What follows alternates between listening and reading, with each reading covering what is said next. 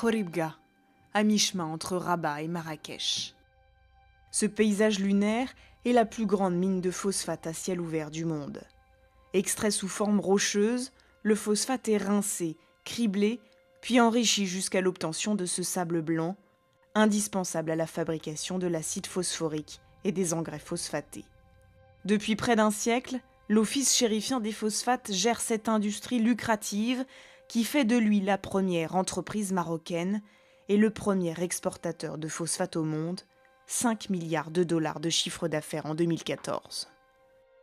Les phosphates représentent 19% des exportations nationales.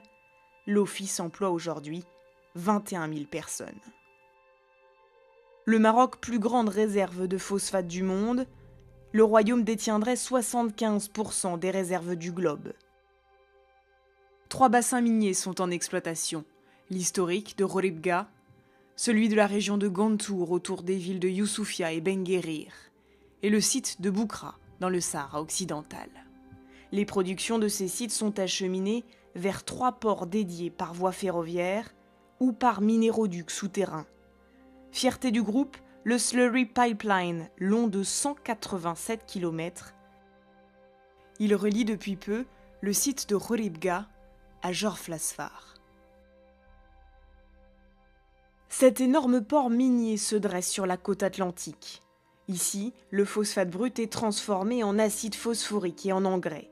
Depuis 1965, l'OCP mise sur la valorisation du minerai, réduisant la part de ses exportations de roches brutes.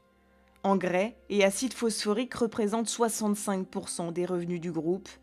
Un business qui a de beaux jours devant lui, les besoins alimentaires sont en hausse dans le monde et les cours des engrais phosphatés ont connu un pic en 2007-2008. Une flambée des prix du phosphate qui coïncide avec l'arrivée de Mustapha Terrab à la tête de l'Office, cet ancien de la Banque mondiale, diplômé des ponts et chaussées, homme de réseau, lobbyiste dans l'âme, est en contact direct avec le roi Mohamed VI. Ses objectifs : nettoyer le passif et réduire les coûts entre 30 et 40%, tout en augmentant les capacités de production. Nombreux parlent d'un avant et d'un après Terrab. Longtemps, l'entreprise appartenant à 95% à l'État a fait figure de boîte noire du palais, finançant tel ou tel prince.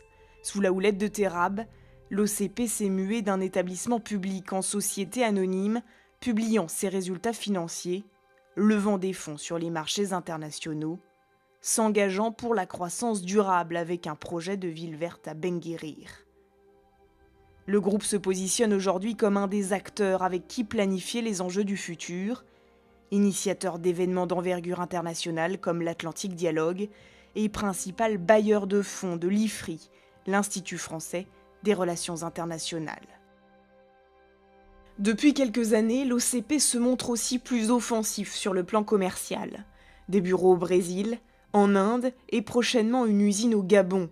Stratégie sous-jacente, capitaliser sur le gaz gabonais, entrant dans la composition de ses produits, pour s'assurer une production africaine d'engrais, mais aussi répondre aux ambitions continentales du groupe. En accompagnant le développement agricole du continent, l'OCP s'assure la posture de fleuron très rentable de l'économie marocaine pour les décennies à venir.